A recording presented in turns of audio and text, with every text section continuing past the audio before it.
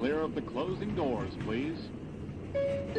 All right, here we go. Subway Sports Talk. My name is Peter Kennedy, and I am your host. Thank you so much, as always, for tuning in to SST on Apple Podcast app, Spotify, and on YouTube. Don't forget to subscribe, rate, review on your podcast app. Subscribe, notification bell on the YouTube, and hit us on socials at Subway Sports Talk. That's what we do. That's where you can find us, make more content, and learn about episodes and all that fun stuff. And joining us today to talk about that fun stuff, including football.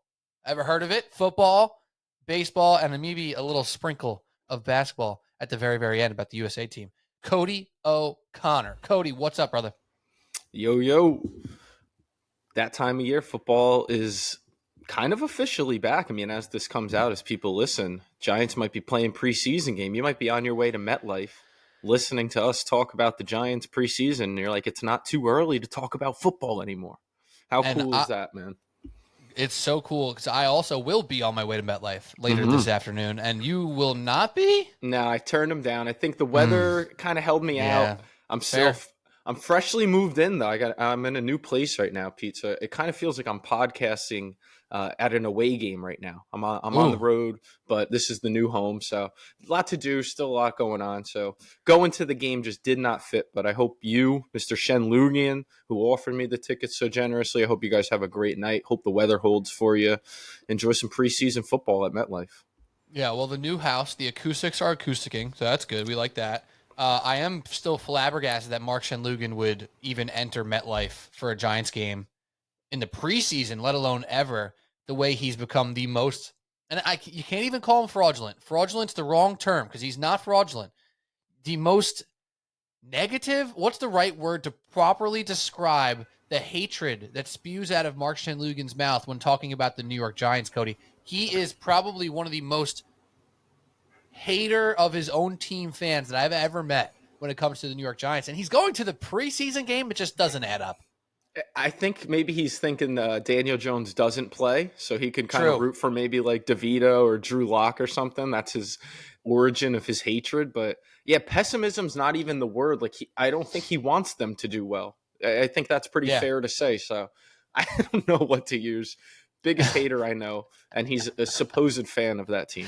It's been crazy. It's hysterical. I can't wait, though. And yeah, it's time to talk about football. I remember, what was it, last week at some point?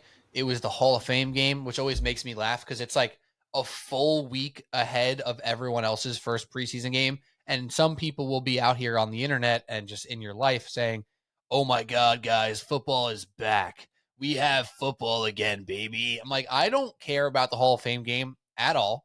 I will not watch 1 second of it. And outside of me going to this Giants preseason game, I don't watch really much preseason football either. Like, it's one of those things where it's kind of like certain Olympic sports, right?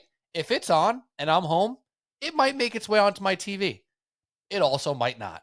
The Mets are interesting right now. The Yankees are interesting right now. I'm probably watching baseball over preseason football. Granted, you get dual screen. Maybe they're different times, whatever. But Cody, I don't know if you feel the same where you kind of chuckle a little bit. Like, and we love football. You and I probably love football as much as anybody out there in the game, right? But the Hall of Fame game, it's not getting me going, Cody. I didn't watch it. I kind of forgot about it. Yeah, I didn't even know what's happening. It's just really not on my radar. The first week of preseason, if I'm here and it's available to me, I'll watch this game, but I certainly won't go out of my way to be watching this preseason game tonight. But as it goes, week 2 and 3, and you start to see some more starters, I like to tune in for half a game and kind of see what they're looking like. But week 1 of it, it's just the feel of like, hey, football's back. But that's about it. Watching it, it is what it is. It's not a big deal.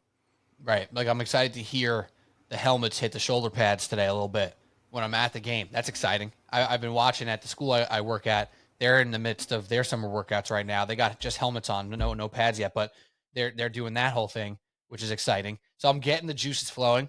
I'm thinking about football more. I'm researching football more, and we're here to talk about football more. To go through the process for this podcast, though, really quick, Pete Kennedy and Cody O'Connor, we have a little football segment here where we're touching up the Giants and the Jets, a little vibe check, if you will, a little vibe check into camp here with what's going on with the New York football teams. And then we're going to touch on the Yankees and Mets for more so the bulk of the episode, and then we'll sprinkle some thoughts on Team USA basketball as they play only a few hours after we're recording this. So we're not going to go too deep. We know their semifinal game is going to be happening after we release this episode.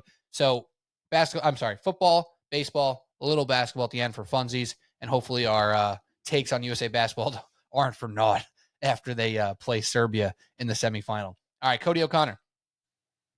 Let's start with the New York Giants here, and I think part of the reason why they've been more in the forefront, the Jets have actually found a little bit more balance as far as news stories, and I don't know if that's just me not caring about some of the Aaron Rodgers drama that comes to be. Some people care a lot about it. I don't.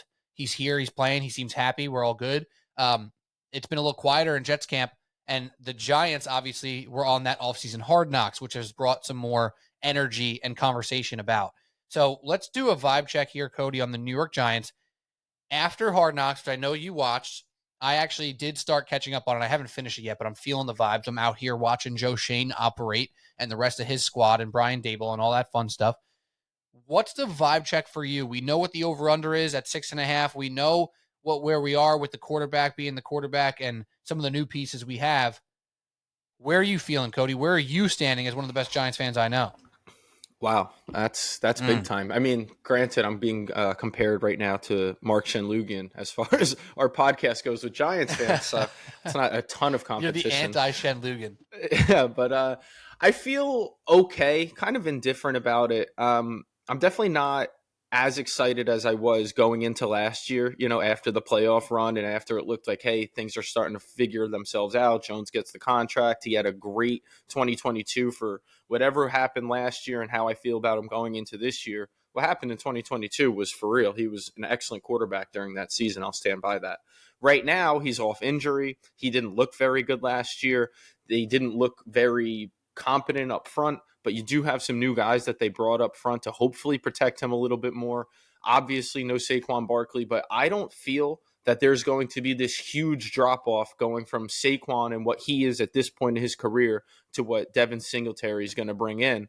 And the most exciting part of the offense has to be Malik Neighbors. I mean, every day I look, there's some update about something that this guy did, how not only the Giants secondary, who is a weak secondary going into the season, but they just had the joint practice with the Lions, and those guys haven't been able to hold him. So that part's exciting. It feels like they've got playmakers offensively because Wan'Dale Robinson, Jalen Hyatt, obviously Malik Neighbors, like I mentioned, like you've got some playmakers, better offensive line, hopefully, and you're really out of excuses. So to me, the season still just folds. It's all on Daniel Jones. Like what they are and what they can be, it's solely on the quarterback, which is not an uncommon thing in the NFL, but that's where I'm at. I think they have the guys around him, and if he can just be okay, pretty good, I think they can win some games and compete and be back to an around 500 team who's competing for a wild card spot.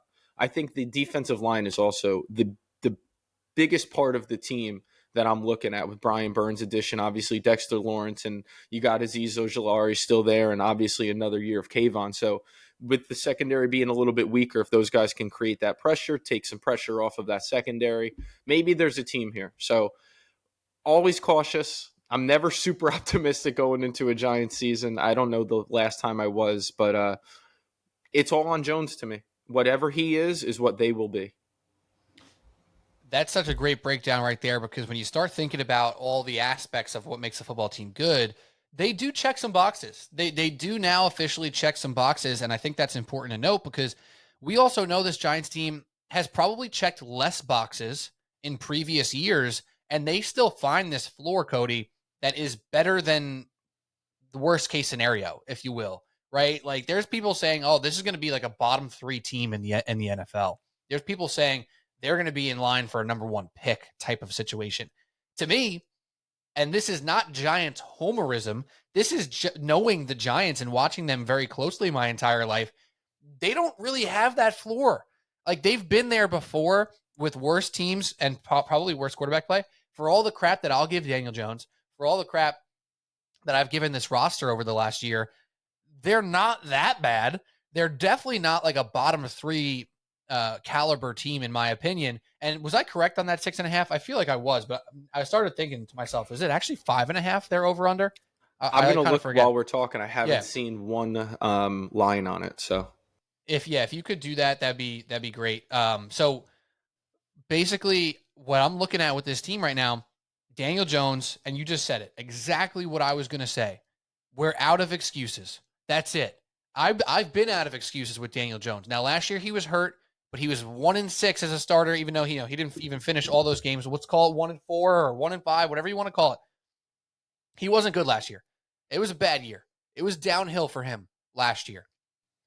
Say what you want about the offensive line. Say what you want about the weapons. There comes a point in time, especially when you're paying a quarterback top dollar, that the excuses just don't matter to me.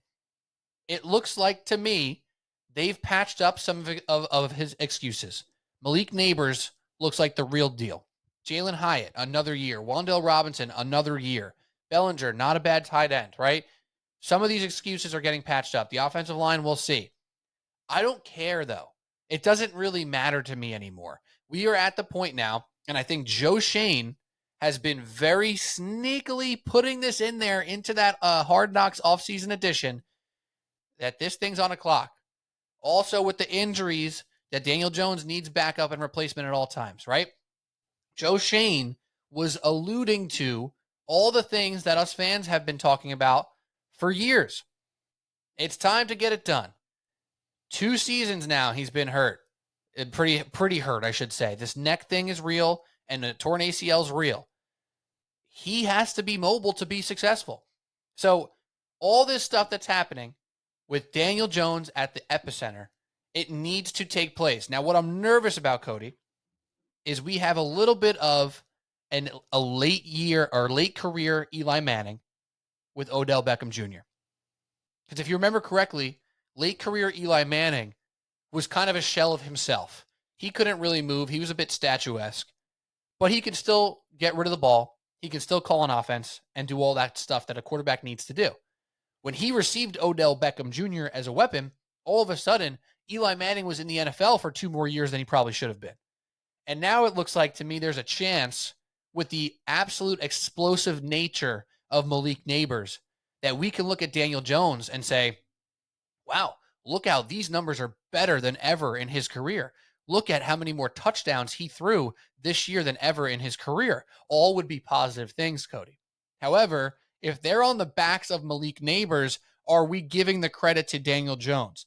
That is something I do not know. Because when you have a quarterback in the NFL, you need somebody who can elevate teammates. All you want to say about Eli Manning, when Mario Manningham and Steve Smith and who is the tight end after Jeremy Shockey that I'm forgetting his name right now that I know you're going to pull really Kevin quick. Boss? Kevin Boss, thank you very much. I knew you had that in you, Cody. When those guys are making huge plays and helping carry this offense, that's because Eli Manning was elevating. At the end of Eli Manning's career, OBJ was elevating Eli. So where are we going to be at with Daniel Jones? Is he going to be elevating Wan'Dale and Hyatt and Bellinger in this offensive line and Devin Singletary? Or is Malik Neighbors going to give Daniel Jones 9 extra touchdowns this year? That's the question for me, Cody. That's the question. Is Neighbors going to be so good, because I think that's in the cards, that we all of a sudden miscalculate what Daniel Jones is accomplishing for this team again? I'm going to start with this. The over-under is 6.5. It's plus 115 for the over on DraftKings, minus 135 for under 6.5 wins. So you were on that. I tell you what, if Malik Neighbors gives Daniel Jones 9 touchdowns this year, he only needs 1 more for his over in passing touchdowns. It's at 9.5, which kind of tells you a little bit of what you need to know about what Vegas thinks of Daniel Jones. 17.5, I think it was last year. Yep. I took it last year. Yeah, I will not touch it this year. 9.5. Is he expected to start? He's expected to start, no? Week 1? I'll check. I'll double check. Yeah. He's supposed to be starting. He's supposed to be there. Yep. It should tell you a little bit. Let me make sure I'm still correct on that, because I know that's what it was. I'm already in the market. Oh, I'm lying. Wow. I'm way off. It's 16.5. Well, you may not be fully lying. Since. It may have been 9.5 before they knew he was going to start week 1. Yeah, I think that's what it is. It's 16.5 plus 1. 9.5 is crazy. That's crazy. But even 16.5, Cody, before I cut you off again there, but even 16.5, Cody, is freaking low, dude. Like, it's low, man. A quarterback in the NFL who starts, 15, 16, 17 games should be at least 25 touchdowns. Like, what are we doing here? Daniel Jones hasn't sniffed that number since his rookie season. As I go through quickly, it's the lowest I'm seeing. Jaden Daniels is at 18.5 rookie. Caleb Williams, 23.5. Like Anthony Richardson, 18.5. So Daniel Jones is at the bottom. Bryce Young's above him. He is the very bottom of that list. But the point is, you're right. It's time. And I've thought this for a couple years. Like I remember each time coming in with Jones and being like, this is it. And then he'd like get hurt and you'd be like, he bought himself like a whole nother year. He's out of them. And the great thing about Shane and Dable is they have no attachment to him. It's very evident in Hard Knocks that they are like on the fence. This is kind of what we're going with because this is the best option for us now. It may not be exactly what we hope to go with, but it's what we've got. And the beauty of that contract is after this year, they can get him completely wiped off the book. So if it doesn't work out this year, this is it. Jones is done. His time is done. He's no longer a New York Giant. That contract will not be there. He will not be collecting the next $80 million of it. So they don't have the attachment. He's gotten everything around him I think that they can give him. Let's see what he can do. I don't know. Prediction-wise, I would say that this is his last year. That's my guess. If I had to be completely upfront and honest right now in August 8th, I would say that this is Daniel Jones' last year, and that even if his numbers look better, like you said, it might be that they've gotten him just enough weapons and just enough around him to increase his numbers to look decent, but they still know, hey, there's a whole nother level we can get with a better quarterback, and maybe that guy's out there, whether it be free agency, draft next year, whatever. So that's my current prediction. I would not mind being wrong about it, but that's where I sit right here on August 8th. I'd love to sit here on Sundays, Cody, over the next couple months and be like, wow, he's making some really good plays. He's making smart plays. He's making aggressive plays. He looks athletic still. He is moving still. I want to say all that. I do. And I'm always torn a little bit as a fan and then as a guy who's on a podcast who's trying to be objective and break it down realistically, where I want to be positive for Daniel Jones and I want to see him succeed. I want to see the Giants succeed, but I also want to keep it as real as possible when I'm on this podcast and talking to people in general in my life, right? Like I'm not going to just no, I think he's going to do really good this year just because I want him to. That's not what we're doing here. That's not what we do when we talk about sports on this podcast. So all that stuff aside, I totally agree with you. I think it's more likely than not that this is his last go round. The other good thing, if you will, because of this contract and because of where they are and where they might end up this year, because like I said before, their floor to me is not 3 or 4 wins. Their floor is 6 wins. We know that they win dumb games. They shouldn't win. That's what they do even when they're playing bad football. And being an optimist going into the season with the defensive line, with the new weapons, you can see a path for more wins. If they win 7 or they win 8, are we shocked? Are we sitting here like, oh my God, how the hell did they do that? Like, no, that's what the Giants have done. Last year, Daniel Jones missed more than half the season, and they almost got to 8 wins. Like, what are we talking about? Okay, so I'm seeing the lines of them getting to 6, 7, 8 wins. I'm seeing it happen. If that happens, they're not picking number 1, number 2, number 3, which happens to the Giants all the time when they don't bottom out and they win 6, 7, 8 games and they pick 6 to 12. Right? We know that happens. They can get out after next year again. So I think that's another possibility. Daniel Jones does just good enough to keep this team afloat. What are we going to do? Pick an eighth overall pick quarterback and hope for the best? Like, we know that's not realistic, right? Free agency quarterbacks, that's not a real thing that happens frequently in the NFL. So I can see him doing another year. They have another out after next year. So the contract obviously is good, but you're right. Joe Shane and Brian Dable making it very clear. It's time to make it happen for Daniel Jones. Giving you some weapons. We're giving you a defense. We're giving you hopefully better offensive linemen. We'll see. And what's going to happen now? So that's the big time question. But let's go on Malik Neighbors here for a second, Cody, just specifically because I think it's worth it. Is it hyperbolic? Is it an overreaction to believe he can be a true rookie sensation, impactful wide receiver? I think that's in the cards. What do you think about Malik Neighbors? I think it's absolutely in the cards. Like, I think his ability is absolutely that, like of a Jamar Chase type of explosion rookie year. I'm not saying he's exactly him, but that's a real quick, easy comparison. LSU guy, right? All that jazz. The question still is just, can they get him the ball? I know they're going to feed him. I know he's getting 10 plus targets a game. I think he's the focal point of their offense. I think they bring him behind the line of scrimmage. They do a lot of motion with him and just try to create better matchups and just get him the ball in space and see what he can do with it. And the one thing I will say about Jones, he does typically throw a good deep ball. So if you give him just a little bit of time, and Malik Neighbors seems to be not unguardable off the line, but he seems very difficult to jam at the line, and he gets really good free releases from what I've been seeing so far. He gets that open look at that deep ball.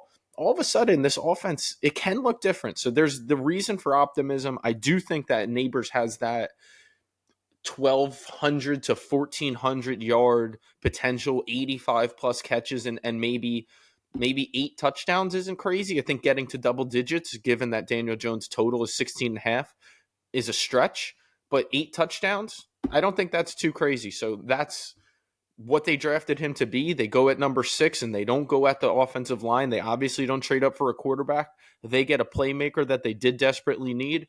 That's what we've got in Malik Neighbors. That's what we can hope for. And I don't think that's unrealistic to think he can achieve those numbers. Yeah, and as exciting as that is, it's making me nervous. Like I just kind of explained earlier, it's making me nervous.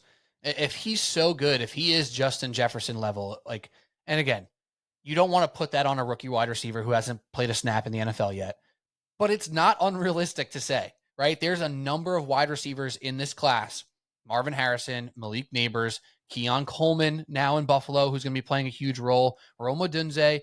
There are guys up and down this draft class who are going to be immediate impact guys. And it's not unrealistic because we've seen immediate impact guys year after year after year come out at the wide receiver position. We've seen it. So if Marvin Harrison and Malik Neighbors and Keon Coleman, and I'm sneaky high on Keon Coleman right now. I don't know if other people are as well, but like if they're all of a sudden, top 10 fantasy options for wide receivers, if they're putting up really good numbers, I don't think anyone's going to sit here and go, wow, I didn't see that coming. You're going to say, yeah, those guys are freaking awesome. And they're helping out their quarterbacks a lot. So I think that's very possible. He is electric in multiple facets. He attacks the ball. He catches with his hands amazingly. And I just got a text from my buddy here, 3 weeks. Oh, that might not be about the Giants, actually. He's a huge Giants fan. And he texted me. It would have been very ironic if it was about the Giants. I think it's about my wedding. Whatever. Who cares about that? Who cares about that? He sent me eyes emojis, and I thought it was because it was the first Giants game, and then he said 3 weeks, and I think that's because my wedding's in 3 weeks. Besides the point. Continue the statement here. Shout out Tucker, huge Giants fan. Malik Neighbors can be that guy for the New York Giants this year, and I think it's very possible. What happens with the run game, what happens with Daniel Jones running the ball, that's all up for debate, and we will see how that kind of comes to fruition. And his health, right? Shane also being very clear on that Hard Knocks. Hey, man, are we betting on a guy who just had a neck issue and a knee issue? We are now, but we might not have to. We might not be for long. And he didn't say those exact words, but that's the sentiment that I was receiving from that Hard Knocks offseason edition. Anything else, Cody, from that Hard Knocks offseason edition that you watched the whole thing of? I think I have one more episode on that stuck out to you for this whole team, for the coach, the GM, the quarterback, the players, whatever it may be. I guess the one thing I will say is watching meetings with Joe Shane and the group around him, they feel like the right group, the right staff in place. The one fear is like when John Mara comes in and he has these like thoughts and ideas, and you're like, I get it. He's the big boss. He's the owner. And I like that Joe Shane doesn't seem to just cater to him, because if they did, Saquon would be a Giant getting paid $15 million a year right now, and the rest of the roster would look like hell. That's the one takeaway where I'm like, those are the little things that if your owner and GM aren't on the same page, and, if it doesn't work out, do they pull the plug on Shane way too early just because it wasn't what Mara wanted and he's impatient? I'm just, that's the one thing I'd see him come in and be like, this kind of makes me cringe a little bit right now, knowing that he's the owner of this team. When he goes, I don't know if I'm going to be able to sleep for weeks if we lose Saquon. And you're like, specifically, no, dude, come on. I mean, granted, we knew the answer already, right? Right. As we're watching that, we know that Saquon's gone. But you hear him say that, it's a little bit jarring because he is acting like a fan at that point, right? He's the owner of the team. He is probably at the end of the day able to veto anything that he wants to veto. If he really wanted to, He could be like, yo, Joe Shane, do this.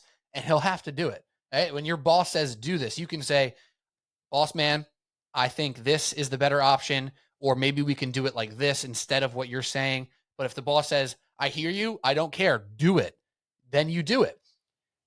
Joe Shane didn't do that, which we like. I also like some of the guys around him saying, hey, what's the value of this guy? They're talking a lot about value, which as a fan and a fan of the whole NFL who follows offseason and contracts for all the teams like you and I do, it's what you want to hear. It's what you think the general manager's office is doing all the time. Let's find value. What is the difference between Devin Singletary? I forget what he got exactly. What, like 3 million or something like that? 4 million? Something in that range? It's in that range, yep. Yeah. So what's the value of Singletary here versus Saquon all the way up here when now we can't trade for Brian Burns? Now we can't bring in some extra offensive linemen or defensive backs or whatever it may be. That makes a lot of sense to us. And it's what we've been talking about for a long time here. And as much as we love Saquon, we're looking at that Eagles roster now. And now Devonta Smith is getting paid. A.J. Brown's getting paid. Hurts' money's kicking in. They're paying Saquon. They just lost Kelsey. They're paying a boatload of guys on the defensive side of the ball.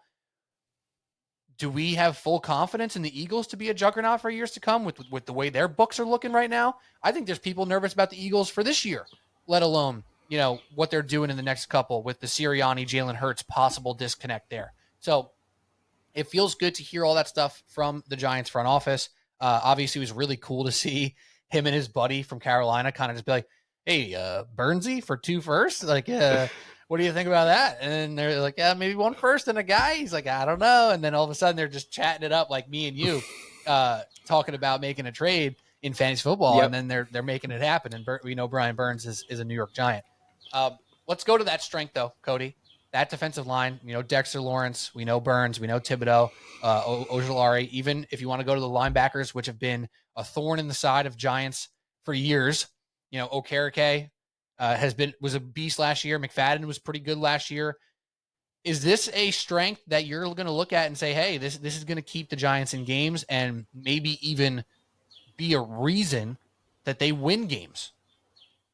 I hope so. I think it's almost like a crutch, if you will, of what you can kind of hold your hat on is that the defensive line should be nasty. Like Dexter Lawrence is a top 2 player at his position.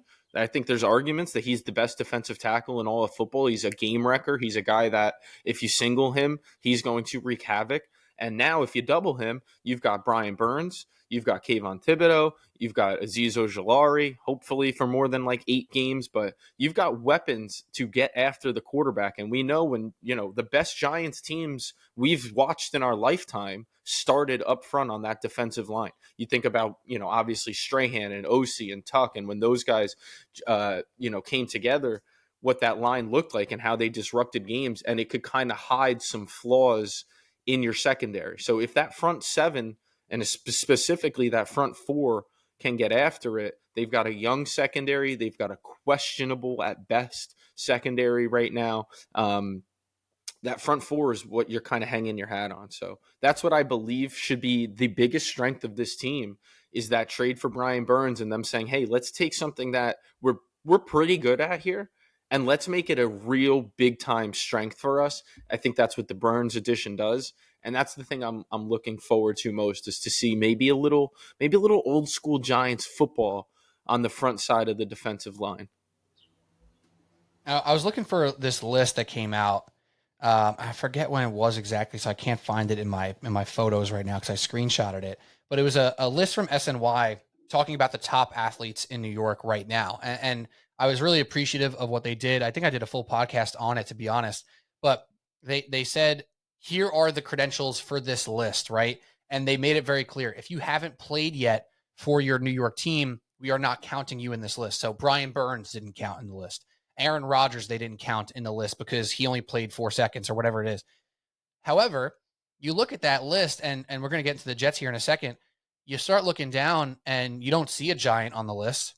And you don't see Quinnen Williams on the list. And you're like, well, hold on a minute. Sauce Gardner's on here. We get that. He's a little more flashy than the defensive lineman. But for us, like football fans, we know that those interior defensive linemen are game wreckers. And we have this defensive coordinator coming in from Tennessee who just had a guy, Jeffrey Simmons, who was a freaking monster for Tennessee, helping lead their defense for years. This guy's got to be chomping at the bit.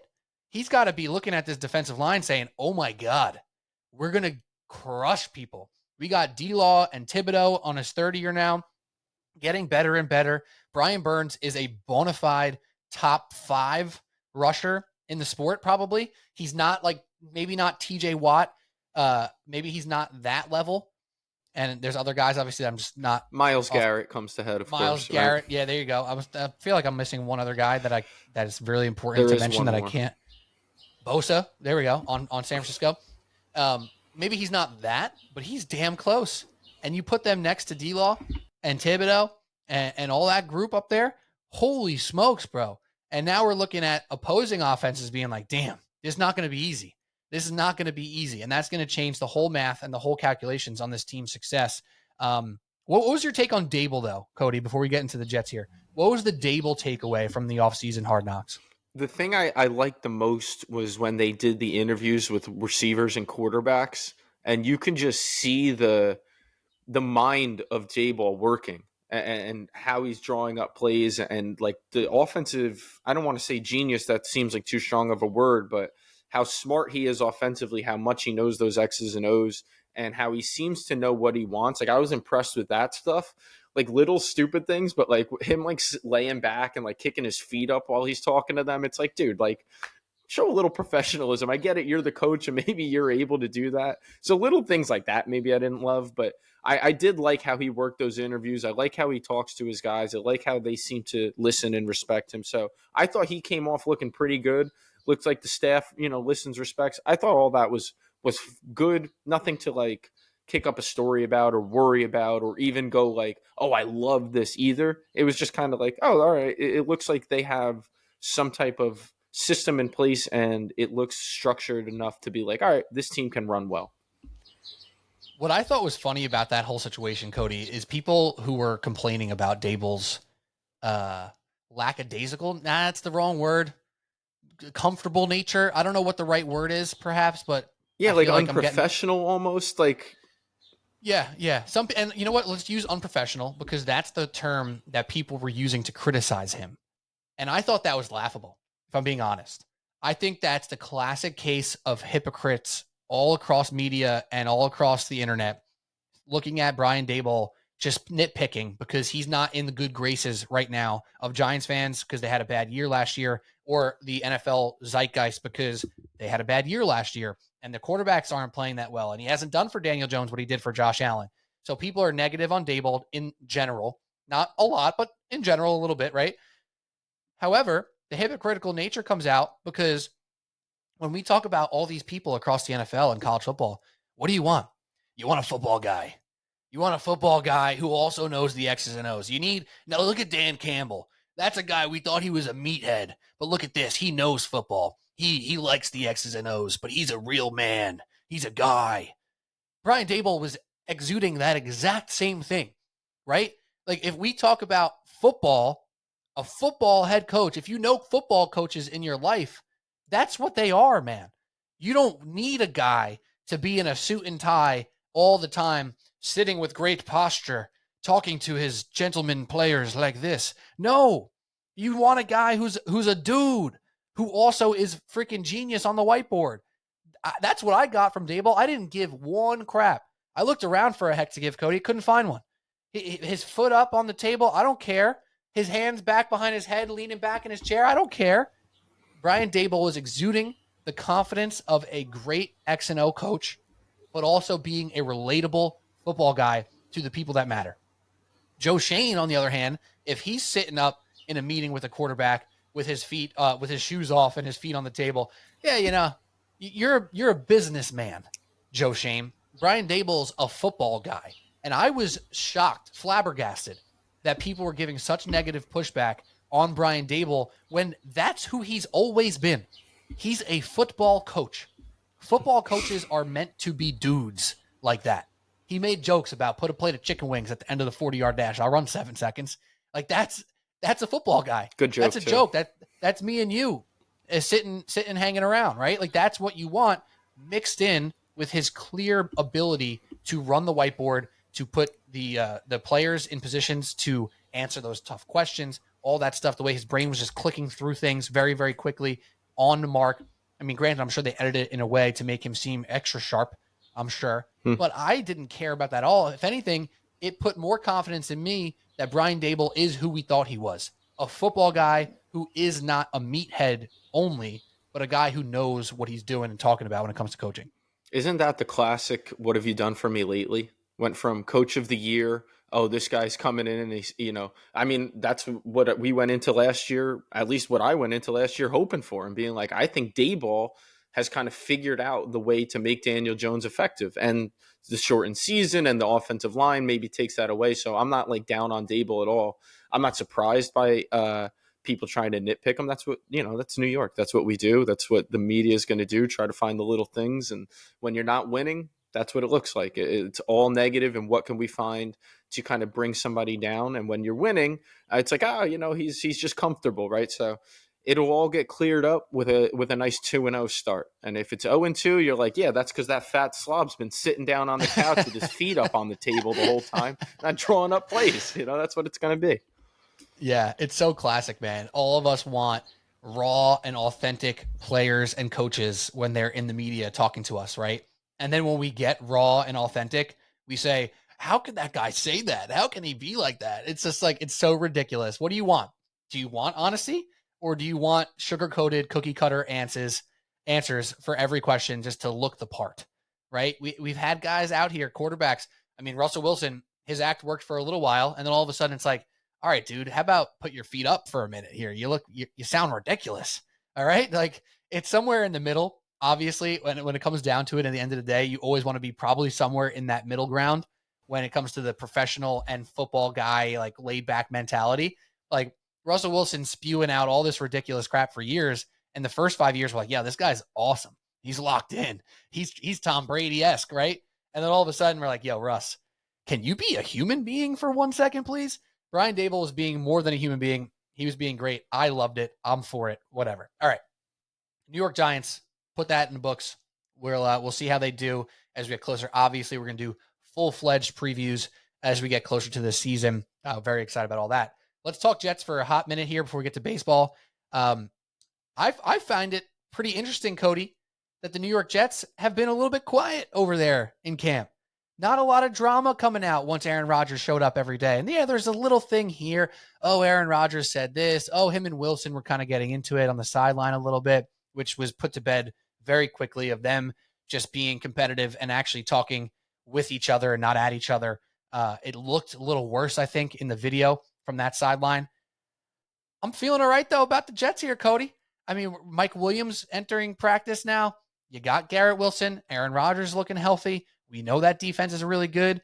Is it reasonable to sit here today and say, hey, the Jets could be onto something here in a winnable AFC East?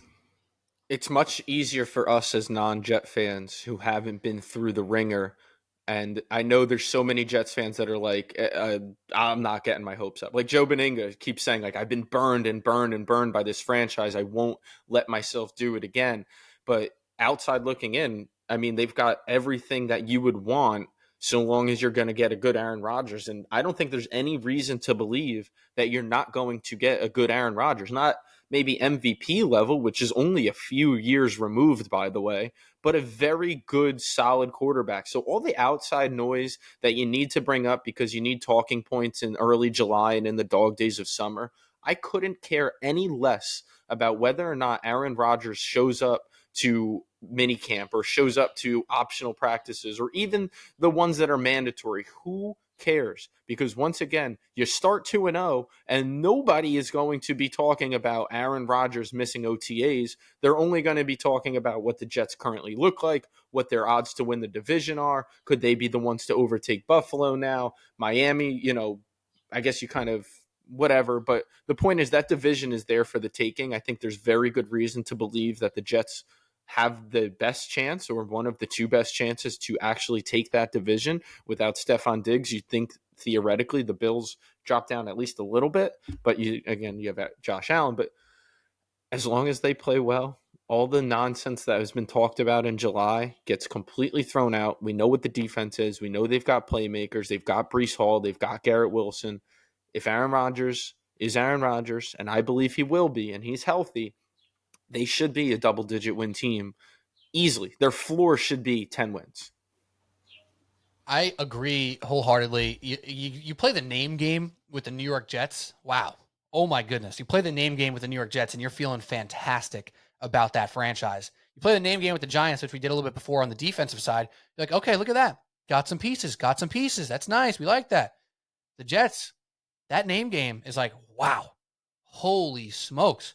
I mean, exclusively on offense right now, you play the name game and you go, okay, there's something here. You go Breece Hall. Wow. Possibly a top 3 back in the NFL. Fantastic. Garrett Wilson, one of the up-and-coming receivers, finally has a quarterback. He might break out. Mike Williams, his health is obviously always a question. We'll see how he does. The receivers, maybe the depth scares you just a little bit, right? But Tyler Conklin's fine. If you look at Tyron Smith and Elijah Vera Tucker on the offensive line, if they're healthy, wow, you're looking really good. You're feeling really good. But then you play the name game on the defense. Wow, that defense still holds a punch. Outside of Hassan Reddick and what he's going to be doing, playing or not, you still go through it. Jermaine Johnson, Javon Kinlaw, Quinnen Williams. Wow. CJ Mosley, Quincy Williams. Wow. Sauce Gardner, DJ Reed, Chuck Clark. Wow. It's just all of a sudden you go through it and you're like, wow, wow, wow. That's a really good team. So you get the play out of Aaron Rodgers. Let's just say 14 games, right? That good old meme that's been going around Instagram and TikTok. Spectacular. Give me 14 more of those right now. If you get 14 games of Aaron Rodgers, there is a really great reason to believe this team is a 10-win team. I believe that in my heart of hearts.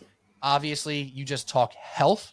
And if that's the biggest question mark going into a season, that's not the good enough reason to me, or that's not a good enough reason to me to say this team's going to fall short, because you have a real backup quarterback in Tyrod Taylor who could spell. Obviously, if Aaron Rodgers goes out for the year, very different. But if he misses a game or two here and there, you think Tyrod could keep you in the game. You know, you talk Tyron Smith and his health. You could talk about any defensive player you want about their health. They're generally healthy. I think there's just a lot of reasons to feel some sort of excitement and some sort of confidence for the New York Jets right now. And even with those receivers, like there might be a lack of depth, and Mike Williams questioned his health every single year, but when he's good, we know, like when he's healthy, he's a very explosive red zone threat, tough receiver to cover, kind of a mismatch with the speed and the height and the versatility. But even if it doesn't on paper look like their wide receiver core is top notch after Garrett Wilson, Aaron Rodgers is the quarterback to make those guys, the no names or the lesser names, come out and be like, oh shoot, like this guy had 750 yards and 5 touchdowns this year. Aaron Rodgers is that type of quarterback. Like we talked about with Daniel Jones, does he have the ability to make guys better, or are they going to make him better? Aaron Rodgers is going to make everybody better, including a guy who's at the top of his game in Garrett Wilson, who's a top 10 wide receiver. So he's got that chance to take a slot receiver that you haven't heard of and make him a profound part of their offense. So there is no fear for that. You could play the health game with every single team. Obviously, when you have an older quarterback, you bring it up a little bit earlier in your conversation than you would with another team. But they have every single piece that you would think should make this, like we said, a double-digit contending for the AFC East type of a team who should be walking into the playoffs. And unlike the Giants, anything short of the playoffs for the Jets is a massive disappointment, because you don't have a huge window with Aaron Rodgers. Kind of similar to the Yankees with Juan Soto. Obviously different, because Juan Soto you can re-sign hopefully, and that's your hope. But the window with Rodgers is obviously short. It's right now. Anything short of the playoffs is a failure for them, and I don't think that's going to be the case. I think they're an 11-win team. Yeah, in the world of flabbergastery, you'd be flabbergasted if the Giants win the division. You'd be flabbergasted, right? You like that one, Cody? Never once heard that put such a way. Very much like that. But you'd be shocked if the Giants win the division. Shocked. Utterly shocked. Flabbergasted, some would say. If the Jets come out here and are neck and neck and sneak out the division on the Bills and the Patriots and the Dolphins, flabbergasted is not the word you use. you go, wow, that was maybe not what I fully expected, but I knew it was in the cards, and it happened. It actually happened. That's amazing. That's what you'd have as a Jets fan. You say, yeah, I had my worries, I had my doubts, but at the end of the day, this team did what they could have done by any expectation. So I think that's the difference right now between the Jets and the Giants, even though history will tell you not to have that faith in the Jets. And maybe faith is the wrong word, but I think you could realistically expect them to have a season of that sorts. All right. Pete Kennedy and Cody O'Connor. Let's do about 10, 15 minutes. We're going to nix the USA basketball stuff probably. It's just bad timing. We're recording before they play the game. We're going to nix that. We're going to talk Mets and Yankees right now. Cody, we have been on this podcast a couple times over the last 3 weeks talking about the New York Yankees with quite the negative connotation, talking about them saying, where's this offense? Who's going to help out Judge and Soto? What's happened to the pitching staff? They made a move. They got Jazz Chisholm. They got Giancarlo Stanton back. They got a few other players playing better. And all of a sudden, they have a soft spot in the schedule coming up. They're playing some nobodies. And the New York Yankees, Cody, seem to be back. Now, I don't know if you feel what I feel, but all that negativity that we spewed on this podcast over the last couple of weeks, you could say, oh, wow, we missed the mark. Oh, wow, we really fumbled and got that take wrong. I don't feel that way at all, Cody. I don't know what you feel. I feel like we got the take right.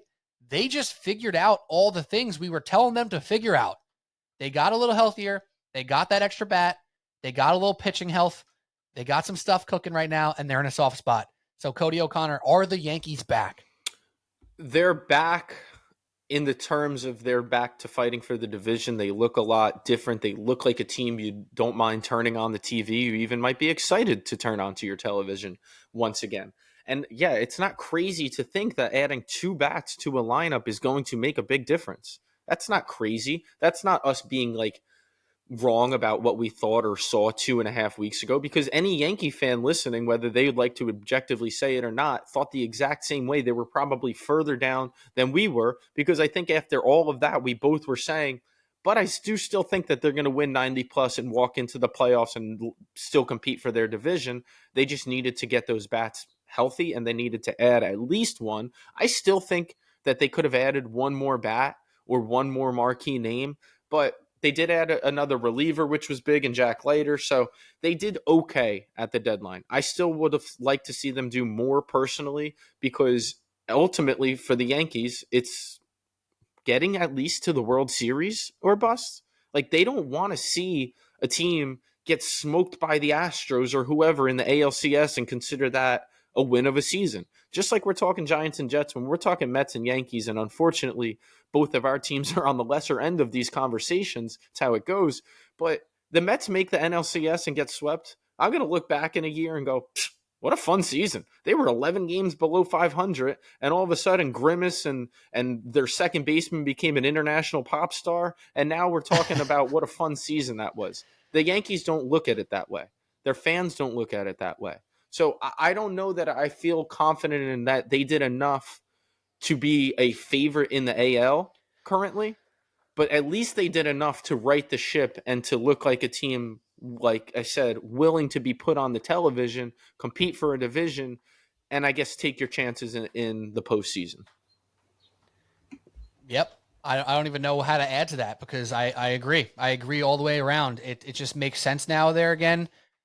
With that little Mark Leiter update there for the Yankees, adding that extra arm to the pen. Now they look like they might have some options going into this bullpen, because obviously Clay Holmes has been such a negative talking point for the Yankees media and Yankees fans. And all of a sudden, we're looking at a team that just makes sense again. And yeah, adding 2 bats makes a huge difference. You just doubled your outputs of positive hitters. You doubled your outputs of positive hitters. When we were talking on this podcast for the last month, we're talking about Juan Soto, Aaron Judge, and nobody else. Guess what? With the add of Jazz Chisholm, with the return of Giancarlo Stanton, those are 2 plus hitters back in the lineup. Now they're moving Anthony Volpe back down in the order, where he's had way more success in that 8-9 role. Now you're still trying to figure out your leadoff hitter. You're putting out Verdugo. You're putting out Gleyber Torres back in the leadoff spot. We'll see where they end up on the leadoff spot there. However, this offense makes sense again. It's whole again. You're getting more production out of Gleyber Torres. You're getting more production out of Anthony Volpe. So in reality, what we were calling 2 hitters a couple weeks ago is now like 4.5 to 5.5 hitters. That's a double output right there. That's a huge difference. And now when you get that random DJ game, when he actually looks like DJ LeMahieu again, when you get the Trent Grisham home run, when you get the random Verdugo 2 doubles and a single game, that stuff makes a difference now. So whereas before you had 2 hitters performing regularly, and whatever random performance you got from insert Yankee lineup player there, it didn't matter. Now it matters again. And yeah, Jazz Chisholm hasn't been as good as his first 3 games as a Yankee. Of course. Giancarlo Stanton, he's getting back in the swing of things. Of course. But when you're an opposing pitcher and you face this lineup, you now take every at-bat serious. Whereas 2 weeks ago, you didn't have to. And Aaron Judge, listen, I worked the Fan for 12 hours this past weekend, just earlier this week. Callers calling in, the walks on Aaron Judge, it's driving me nuts. We got to ban the intentional walk. It's ridiculous. Our best hitter doesn't get a chance. Like that. Those were the things that Yankee fans were saying, which is ridiculous. And obviously the loud minority are the people who call into radio stations. But that's what it was. Pitchers are like, screw it. I don't need a pitch to Aaron Judge. You got nobody I'm scared of. All of a sudden, it's like, okay, I can't just walk Aaron Judge 4 times today because Giancarlo Stanton may make it burn. Jazz Chisholm may make it burn. Gleyber Torres is hitting the ball again. Oh my God, right? It's not that hard. It's just simple math. You had 2 hitters. Now you got somewhere between 4 and 6 hitters. Boom.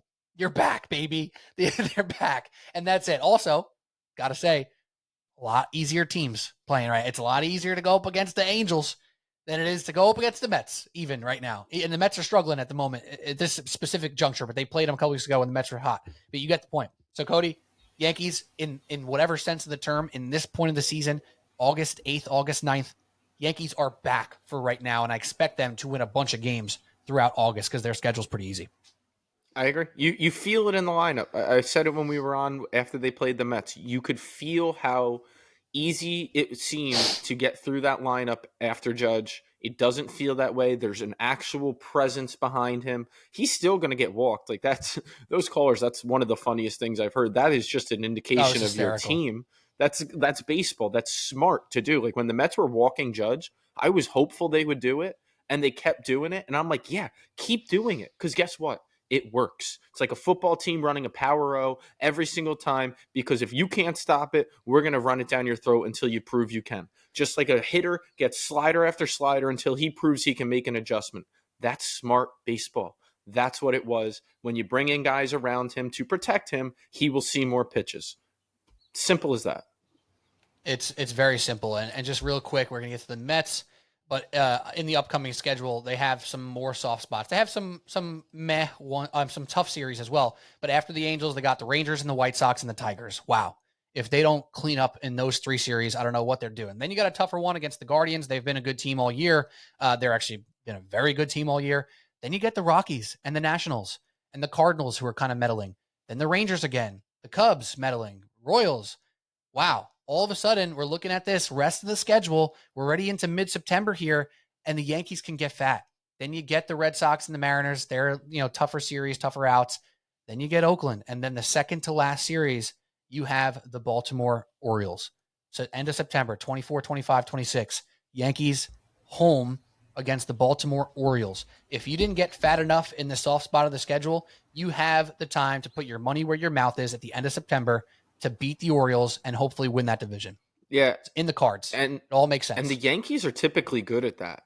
This is not a dig, because I think people hear this and think it's a dig, but the Yankees are good at beating the teams they're supposed to beat, which is what good teams do. The Mets have That's how they've made the playoffs every year. Correct. The Mets have a hard time doing it, and it seems so easy. Oh, look at this stretch. They've got 14 games against sub 500 teams. You keep hearing about the Mets. Well, the Mets are playing about 500 ball or so against those sub 500 teams, because you still got to go out and win those games. Yanks are typically really good at that. They should fatten up. They should go into that series with Baltimore with a lead in the division. I think that's the expectation as you go through all those series that they've got coming up. Obviously, we don't know exactly what Baltimore's schedule is, but you probably expect that the Yankees go in either tied or with the lead in that division. So it'll probably come down to that series, which is super fun. All right, so let's talk about the New York Mets. Cody O'Connor, Pete Kennedy here. Let's do a few minutes here on the Mets before we say goodbye. And the New York Mets are in that 500 mode right now, kind of 2 steps forward, 1 step back type of situation. And frankly, even over the past specific week or two, it's kind of been 2 steps forward, 2 steps back because they're playing 500 ball. But you get the point here. They have a chance to win a series against Colorado later this afternoon. They then go to play at Seattle to finish up this road trip, which was definitely tough. Los Angeles to 1 game in St. Louis to Colorado to Seattle is never going to be easy. Never getting back home in that amount of time there. But the Braves are struggling a little bit right now. The Mets have a chance to pick up some ground. They need to just continue to win series. Now, important to note, that series they lost against the Angels was the series they lost against the Braves at the end of July was the first series that they lost in over a month. All right, so you're going to lose a series here. You can't do it over and over again. Losing the series against the Angels probably stung even worse because they're a very beatable team. However, if they can win this series against Colorado onto Seattle, then you get Oakland, you get Miami, and you can see if they can get a little bit fatter again on that schedule. They don't have as easy a schedule as the Yankees do. They have a lot of tough teams coming up.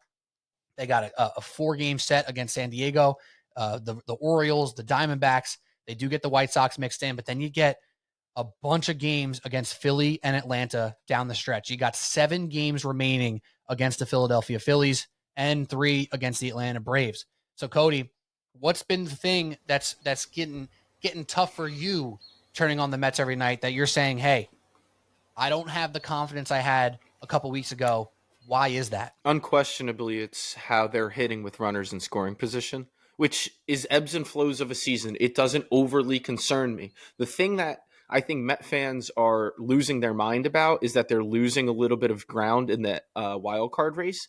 That's because the Arizona Diamondbacks have won 18 of their last 23, and San Diego has won something like 12 of their last 15. So the 2 teams you're competing with, or 2 of the teams you're competing with, are the hottest teams in baseball. You can't expect that that's going to last. So the Mets aren't playing horrible ball. They're still finding ways to win. And by the way, you were right initially. They split that series with Atlanta. It was a 4-game set. They won the first 2, lost the second 2. Correct. So that Angels series is actually the first series they've lost in, I think it was in the month of July. Whatever you said, you were correct about that part.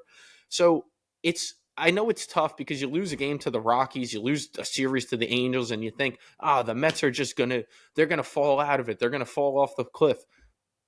Careful. They're still okay. They still have a really good lineup. And to me, it's ebbs and flows of a season. And I'd rather the lineup go cold now in August than in September. So it's pump the brakes a little bit. The pitching's been pretty good. They've shored up the bullpen, and they've got guys coming back. Reed Garrett just threw another rehab stint. He should be back this week. I think Sean Reed Foley will be back. And all that is it's extra arms. It's extra options. You need all of those in the dog days of summer. They've got a stretch, though, coming up, Pete, at the end of August, which I think might be the season. Maybe not, but it might be the season. There's a 7-straight-day game stretch with Arizona and San Diego, 2 of the teams they're chasing. End of August, it's going to feel like playoff baseball. It's going to be really, really important games. I think if they can leave it 3-4, they're still there. They can leave it anything 4-3 and better. You feel really good about that stretch. So that's going to be a huge, huge test for them. I think they're all home games, if I'm not mistaken. Nope, they're all on the road. All on the road. Yeah. All on the road. So what a big 7-game stretch that is. But then they get the White Sox right after. So hopefully that helps them out. So that to me is the season right now. That's what I'm looking at. Yeah, and it comes down to the clutch hitting. That's what it comes down to right now. The pitching's been good, even in Colorado. Yep. Even in Colorado where pitchers go to die, the pitching staff has held up, even in this 1-1 split so far. Yeah, they ended up giving up 6 in the first loss, but if you watch that game, it didn't really feel like the pitching blew it. It felt like the hitting didn't show up. And then again, on Wednesday night, it was 2-2 all the way through, and then all of a sudden, the hitters kind of got alive after the Alvarez triple, and they tacked on a couple extra runs. They need one of these confidence-boosting games. Maybe it's going to be later today in Colorado. Maybe it's going to be out in Seattle, where they need to really see the ball go in the hoop, that type of thing. They got to see the ball go in the hoop. You got to see some big-time hits out of this team clutch hits that we're talking about here. Like Francisco Lindor, bases loaded, 1 out, boom, first pitch, lines one into the left field. Jesse Winker follows it up 2 at-bats later with another hit. All of a sudden, that could flick on the offense again. The average with runners in scoring position has been the big talking point for this team because they've been absolutely struggling to do so. So that has been the big story, and that's something that they can just turn around by getting a little bit hot again. I'm not really worried about it. Just them never turning it back on again. So I think that's going to be a win for the Mets if they just start hitting a little bit clutcher like they were a couple weeks ago. It's not too much to ask. So we shall see. Big time games coming up for the New York Mets. Every game feels like a big one, and that's why it's been so fun to turn on the TV to SNY and watch this team play. And if they start hitting, it'll be even more fun. Yankees seem to be back for right now. Mets kind of meddling, but seem pretty good as well. So, Cody O'Connor, any last words for Subway Sports Talk? I've got next to nothing. Let's go Mets. Well, big game today. Well, what's next? What's next to nothing? It sounds like something. It's a little something, of course. Big one today, though. You said it. So hopefully they could get right today because they're going into Seattle to verse one of the best pitching staffs in baseball. So it'd be nice to kind of keep that flow going from the late inning heroics yesterday, like you mentioned, get a series win, and go into Seattle and try to get another series win because it doesn't really get easier. It's not going to let up. But I will say this, take a second, look around, and remember what they were at the end of May. And remember that currently in August, we're watching games that matter every single day. You want to turn it on, like you said. And that's pretty cool.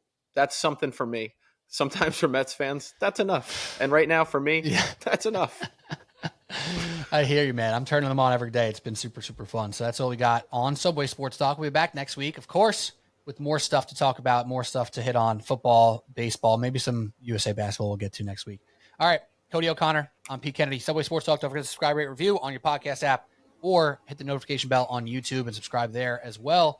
On social media at Subway Sports Talk, TikTok, Instagram, Twitter, the whole 9. We are out here. All right. Giants play football today. Jets play soon. Mets and Yankees still cooking. Cody O'Connor, Pete Kennedy still cooking as well. We'll talk to you soon. Cheers.